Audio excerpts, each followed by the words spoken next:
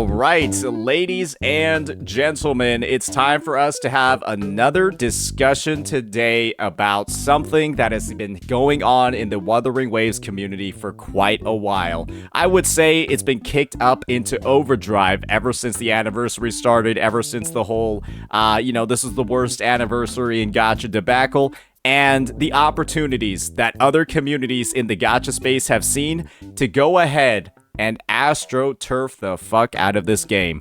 And of course, that's going to be the Doom posting. The post that you're actually going to be seeing on the screen right now isn't actually Astroturfing in itself. It is the result of Astroturfing. If you're not familiar with what Astroturfing actually is, ladies and gentlemen, it's when you have people behind the scenes basically take covert operations to pretend to be members of a community and influence the actual members of the community into serving some type of purpose. And this purpose, ladies and gentlemen, has been to Doom post the fuck out of Wuthering Waves and get people under the notion, right, that Kuro Games is completely failing as a company when it's come to this game. And I can just show you right over here, James the Smart, not really living up to his name over here considering how easy he's fallen for stuff, is actually somebody that's a very active Wuthering Waves poster, right? I don't actually think he's somebody that's going around and, being covert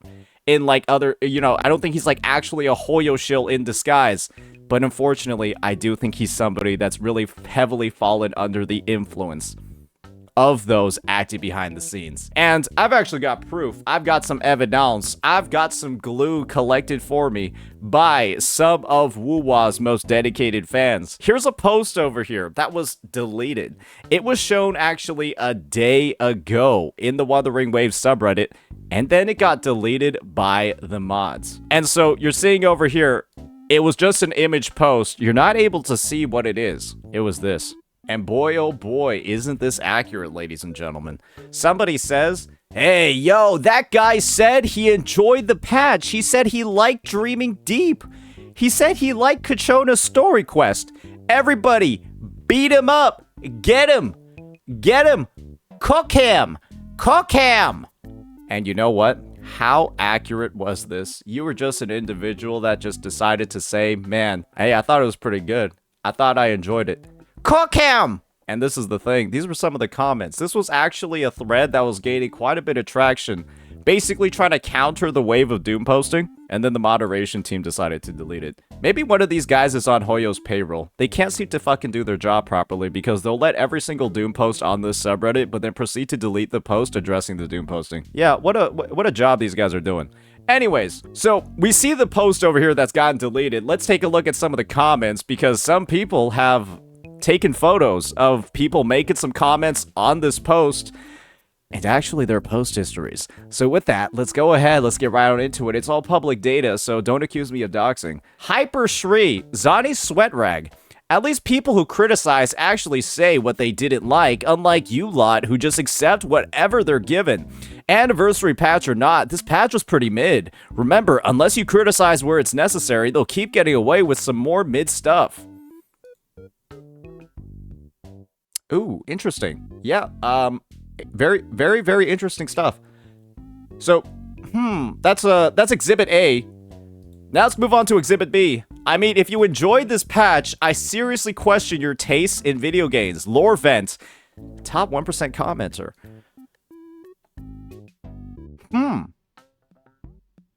Well, that's Exhibit B. We got Honkai Star Rail leaks, Star Rail Station, Skirk mains, and Acheron mains HSR. Now let's move on to Exhibit C. Someone gave a negative opinion about something I like. Help, guys, I'm under attack.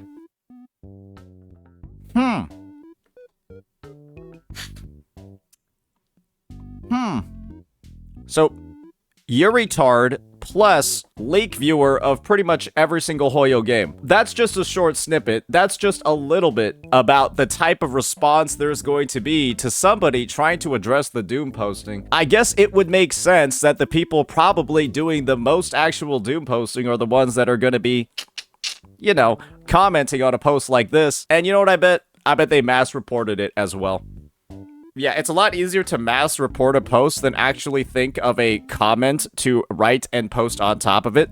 Yeah, all reporting does, all it takes is one button. And I guess the mods are in Hoyoverse's pocket, and they're just going ahead, and they're letting it happen. And anyone saying, man, these guys are doom posting too fucking much, hey, get the fuck out of here. But if you are doom posting, hey, keep doing it. You're allowed to. There's no problem at all. And that's how this subreddit is being run nowadays, ladies and gentlemen. Wow, boy, oh fucking boy, isn't this just a joy? We're in a situation right now where the mods have allowed so much actual trash to just go ahead and spread around in this subreddit. And the only thing that's going on now is that actual Wuthering Waves players are getting heavily influenced by the fact that all they see is unwarranted negativity surrounding the state of the game. And as a result of that, the Astroturfers, they've gone ahead and they've accomplished their mission. They weren't actually players of this game. They don't actually engage with this community. They don't actually go ahead and do any of the normal stuff that people on this subreddit do. They were here solely to infiltrate, damage the reputation of this game, and, most importantly of all, sway normal members of the community into sharing their generated fake negativity.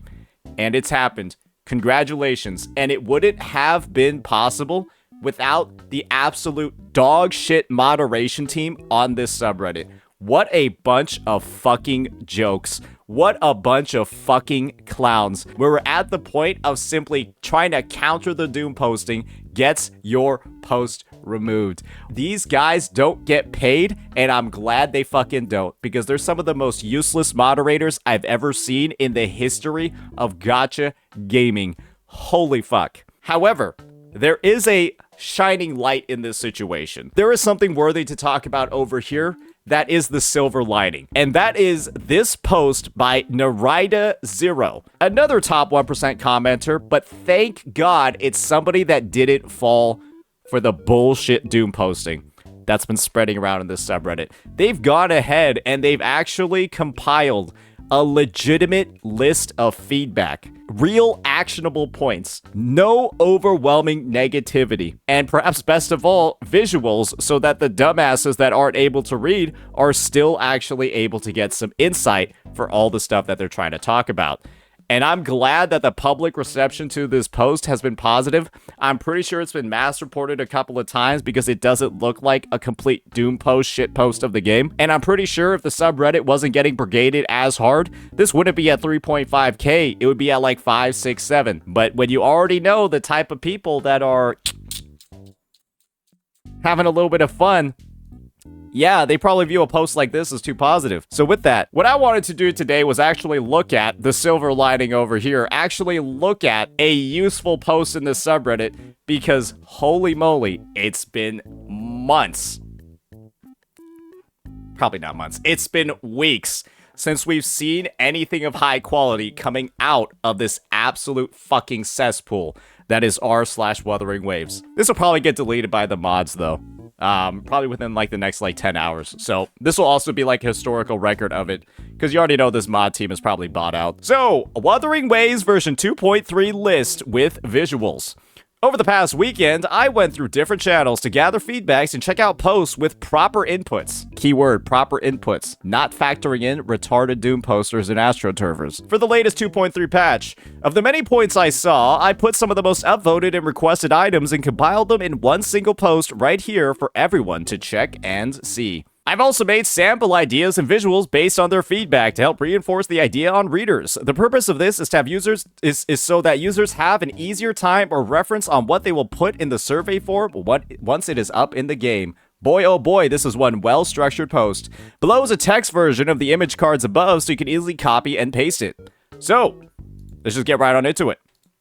So, the text is literally just what's in the images, so I think we're good to just view it this way. The Gilded Nightmarket event is too restrictive with its rewards, is the first point. Most tokens are locked behind limited and anniversary banner convenes, meaning players who don't pull on these banners can't access the full set of rewards. So the idea over here is that you're able to unlock, I do believe, around 5 of the 10 pulls from the Gilded Nightmarket, from simply going ahead and accessing and completing the event, just doing all the dailies, doing all of that stuff over the course of the entire patch. 5 of those other pulls, I do believe, are locked around hitting pity at least like 1 time on a banner. I thought it was only 2. Yeah, maybe it's 7. Guys, so is it 7 pulls that are available right off the rip? Because I'm pretty sure it's 5 of them that are locked behind. Yeah, it's 5. So yeah, there are already people over here trying to spread misinformation and say that there are more pulls locked than there are. There are 5 of them that are locked behind hitting pity on a banner. And so the idea is that if you're somebody that pulled on any of the banners available in this patch, then you likely would have been able to redeem all 10 of them. Otherwise, if you're somebody that's saved, and you're saving for the entire patch, and you're deciding with 12 banners in the game not to pull on anything, then you won't be able to redeem those last 5. I think there's a lot of people that are, to a degree, over-exaggerating the issue, because the idea is, I don't think that there's a lot of people who skipped every single banner in the patch. I don't feel like there's a lot of people that decided, I'm not going to pull on Zani. I'm also not going to pull on Jian, Yinlin, Zhang Liao, Phoebe, Jeja, all these characters. And I'm also not going to pull on anybody in Phase 2, the Jinxie Carlottas, Chang Li's, Brandt's, Rosia's, as well as Ciaccona's. And I'm also, theoretically, I guess they're just never going to pull again. So I think the thing over here is that it definitely isn't the most optimal thing ever for the entire populace, right? That you're not able to get all 10 of the pulls unless you, like, hit pity on a banner. But the chances of somebody not pulling on a single banner over the course of the entire patch, knowing that Cartithia is an arrow erosion character, or she's pretty much confirmed to be at this point, that she's an arrow erosion character, and that Ciaccona is likely going to be her best in slot support due to her arrow erosion amplification. I guess the idea is there's a reason to pull, regardless of who you're saving for, unless you're saving for a character who hasn't released in the game yet. And frankly, probably isn't even in the betas yet. So you're looking beyond 2.4 into like 2.5, 2.6, or 2.7. Because when it comes to Lupa, everyone thinks she's probably going to work with Chang Li and or Brandt. And if that's the case, then Phase 2 is the situation over here. Because Lupa, people are saying, is going to be the Fusion Resonance Liberation damage dealer. I think that it's definitely something that people can find negativity around. I also think it's a problem that's affecting about 1 to 2%, probably even less, probably 0.5% of the entire population, because it would require you not to pull on a single character with 12 of them available, as well as their weapons. And at the very least, you can pick up Stringmaster. That's my point of view on it. The feedback over here is, in the future, please allow all active players to earn enough tokens through event participation alone in similar events without requiring banner pulls. I think a good workaround for this would be to have like some sort of way to unlock the currency for this from just logging in daily. I think that would be like some sort of like good reward, is that assuming you don't pull a single time, if you log in like every single day, then that would be enough to get you to maybe like either 8 out of 10 or just 10 out of 10 of the pulls. And the idea is, well, you can pretty easily complete it just by pulling on a banner until a pity a single time. But if you want to be a saver, then you better be fucking dedicated to this game. You better be grinding those dailies. You better be logging in for every single day of the patch if you want to get all of these pulls without pulling on a single banner. Because at that point, right, it's sort of just like, you know, pay back the devs in another way, just with your daily activity. Yeah, your analytics over there. So, I mean, that's the thing. That would be my trade-off for it. I think a daily thing that builds you up to 10 if you log in every single day of the patch, sure. But in reality, this is going to be something that only really impacts a very small portion of the population. And if you're somebody that is personally impacted by this, you decided you're going to skip every single banner of this patch, and I guess skip every single banner in the second patch too, you know, I'll call you stupid. But the thing is, sometimes stupid people need measures made for them as well. Now let's move on to the next bit of feedback. The Battle Pass purchase prompt that appears when collecting rewards is disruptive and pushy. It feels like aggressive marketing and negatively impacts the user experience. Either remove or tone down the prompt or allow players to explore the paid rewards at their own pace. Constant pop-ups don't encourage purchases. They push players away and reflect poorly on the game's image. I see the reasons for it. I also see the reasons against it, like the reasons for the feedback and the reasons against the feedback as well. This is probably the battle pass overall is the best deal in the game. From the perspective of if there was anything that they would push to the players to encourage them to purchase, it would probably be this as like the least worst thing ever, because this gives you so many overall resources as a player. And if you're a new player that picks this up, it's a massive upgrade for your progression, right? It makes things a lot easier for you in game. This isn't like HSR where it's like recommending that you go ahead and purchase like one pull for like $2.59 in their gacha. That's what HSR's pop-up is. They direct you to a store and recommend you pull what you buy one pull for $2.59. This is saying that you can purchase the battle pass, which is probably one of the best values in the game. However, it still also is the perspective of a gacha game wants to make money. They're shilling you the best value thing in the game, but getting shilled anything in the first place is kind of annoying. But then again, you could also just say, well, Kuro Games, I want you to stop releasing Resonator showcases. Kuro Games, I want you to stop advertising the new on-character units. Kuro Games, you need to remove the trial from the events menu because you're pressuring me to pull this new character. Remove all of this from the game. The extra information itself is annoying. Oh, it's annoying! So yeah, I can see the notion of people. I'd view it as more of a problem if this was an awful deal that the devs were advertising to you. If this was a terrible fucking package that was only meant to not benefit you that much at all, but get you to spend way more money than what you're actually getting for in-game. But when the BP is one of the highest value things that's available for actually spending cash on the game, I don't view it as like the most predatory, awful thing ever. But that's just my point of view. Now we got Cubie Derbie. The Cubie Derbie event is fun in design, but its limited time window makes it difficult for many players, especially those with demanding work schedules or living in different time zones, to participate fairly. Strict timing and randomness hurt the experience, making it feel unfair and discouraging, especially those who are otherwise willing to support the game. So I think that there's a little bit of truth and a little bit of weird shit in the critique over here. And again, this is sourced from people. So first and foremost, having it based on timing is pretty bad. I think that if you were able to just able to see what the order is and then like queue up like who you want to just invest in, who you want to bet on, it would have been fine, right? Even when the event is offline, you get to choose who you're going to allocate your resources to. But the randomness part, it's not a thing because you don't have to win a single event. You don't have to win a single bet or a single race to get all the rewards extremely fast.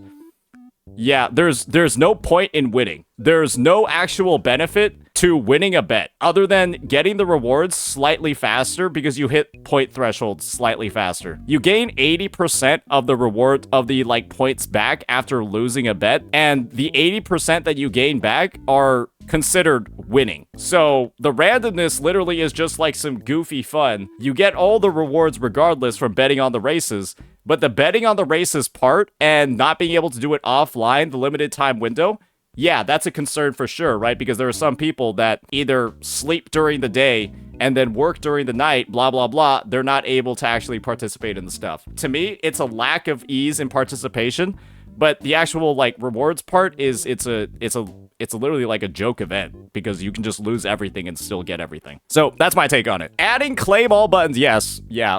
No, this shit takes way too long.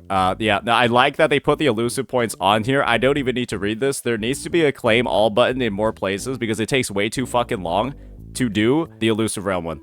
It literally takes too long. It's absolutely insane how long this one takes. I've actually forgotten to do the elusive realm a couple of times because I think about how long it takes to claim these and I like don't want to do it. I like to claim one by one. Okay, then do that. Then just don't click the claim all button. Yeah, the idea is to have a claim all button that you can click.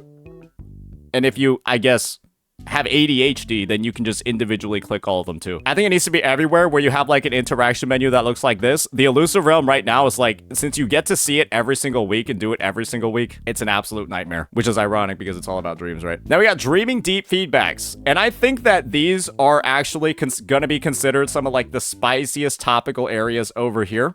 I think that these are very legitimate too. So, first one is decrease walking animation time of the rover avatar. Yes, it takes too long for them to go places. If anything, they should either teleport or, like what they're saying over here, to navigate any distance, it takes like half a second. Right now, the distance that it takes to navigate is based off of how far away the tile is, and the rover kind of walks slow. When stuff is really close to each other, right? Like you have an objective here, and then like one over here, and then one over here, it feels snappy and smooth.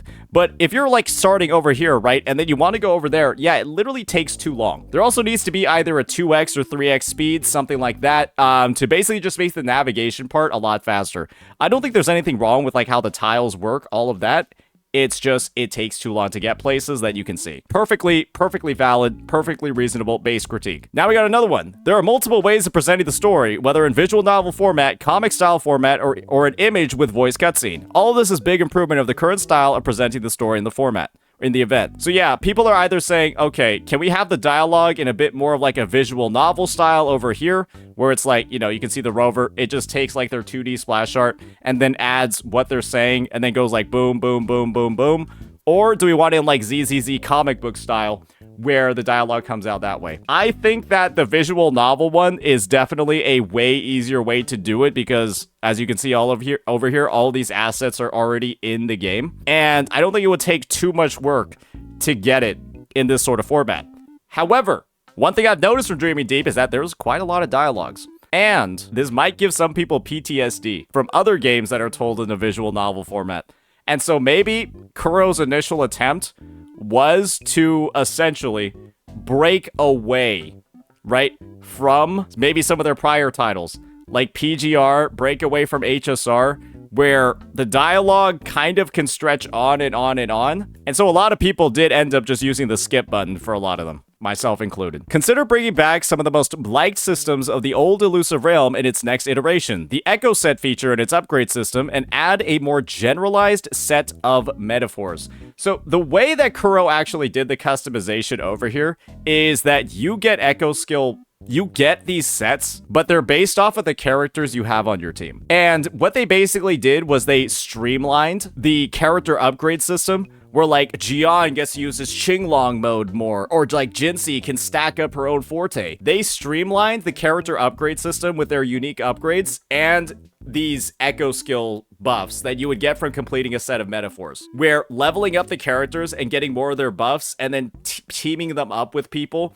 that have the same set of buffs, you know, like TFT traits, that's what activates those buffs. So I don't actually feel like this is that legitimate of a complaint or legitimate bit of feedback. If they do say they want to expand like the trait system more to incorporate more stuff like this, I think it makes sense. Having like more unique effects that build on top of like the bond system that they have versus, oh, it just reintroduced this. And I think this already incorporates elements into the bond system, but yeah, maybe just fleshing them out more based off of that. Display level indicators directly on the combat nodes for better clarity. Yep, there's no complaint at all about this one. Yeah, I guess you would want to know that the square that you're navigating to is about 40 levels above you before you waste time going to it when you're level 20. Yeah, that's pretty reasonable. Team setup UI. As the number of playable characters in team combination increases, please increase the number of team presets available. Yes, we only have like 6 or 7 right now, and it's actually not enough. 5 or 6 teams is legitimately, I think we have 6 teams. It's not enough. We have 5. Okay, we need to like double or triple that. I'm gonna be real. 5 teams is 1,000,000%. 5 teams is not enough for what we're trying to do in this game. They also want a different UI. Background may change based on your last save location. Ability to rename team presets, team peep over here, and a toggleable key to display additional details such as weapons and echo loadouts. I think that there's a trade-off to this one, especially because especially if we're to go to like the 3D background, that has a pretty decent chunk of loading time, especially if you're going to be in like Rinasita and then you want to load like a background from Jinzhou. Maybe they're saying that like, oh, if you're in like Rinasita, then your background is just like in Rinasita over here. But just, I think it's a trade-off right now between load time and like fluidity of the UI, because right now we have like the whole like 2D system going on in the display, and that one's really fast. It's really seamless. It doesn't take you a long time to go from like team to team. And I think as long as they're able to like optimize how it looks, optimize the clarity, that sort of stuff, then we're good to go. Echo spawn set options. When using the databank merge, allow players to select a specific set that will be generated instead of random. I think at this point, with modifiers in the game, why not, bro? At this point, maybe make it cost extra. You do 5 for a random generation, and then you do 10 for a selected generation, right? Give people that are playing this game like a job, I guess a little bit of extra on top of it. They get to choose which set that they actually want. And so currently merging often gives random echoes we don't need. True. Turning bad echoes into other bad echoes doesn't match the character we're farming for. This can be time consuming and inefficient. True. Increasing the cost to like 10 or 15, letting you choose a set, and then the echoes that you produce from this set are only of that type. I think that'd be fine. And then maybe if it's like it's 5, you can choose the Sonata set, another 5, and then you can choose the slot of the echo. I think that'd be cool. So it's like 10 for a selected set or a selected slot, and then 15 echoes required for a selected slot and a selected set. So yeah, maybe like some additional resource, like a little bit like ZZZ system, where you can spend more of the resources to get a piece that's more specific to what you want. Yeah, I think we could do that, but this is the thing. Kuro might also not want to incentivize playing the game too much. That's the other side, in that the reason why they don't give things like Echo EXP dropping from mobs is that they don't want people to burn out. And if they do make a system like this, that could lead to quite a bit of burnout for some people. System for losing multiple 50/50s. Include a system that increases the chance of obtaining the promotional 5-star character on the convene page when the player is on a losing streak of 50/50 polls. This essentially prevents the player from consistently losing their 50/50s by increasing the odds of the banner character after a series of losses. Yeah, this is just capturing radiance from Genshin Impact. Yeah, this is just capturing radiance from Genshin Impact. I think this is definitely a fair thing to add for people. Because let's be honest here, a lot of people have been on a continual streak of losing 50/50s, and it's not like the greatest feeling ever for them. I think I have the exact experience in ZZZ when this has occurred. I think I've lost like 10 50/50s in a row. And so, yeah, this is just like a nice thing that only like dedicated players or actually like big spenders are actually going to be able to realize. Just remove the 50/50, it will accomplish the same thing. Yep, but then they'll increase the pity to like 150. I don't think you want that one either. I think this is fair. I think this is good. We can definitely go for it. I don't see any real issues with it because you do need to pull a fuck ton to be able to achieve this. Now we got the training area. Add a training room with a damage tracking dummy to help players test builds easily. Yep, and for Meigi to actually be able to verify that her theory crafting is possible in actual application. Current methods like using holograms or towers requires recording and manual analysis, which is time consuming.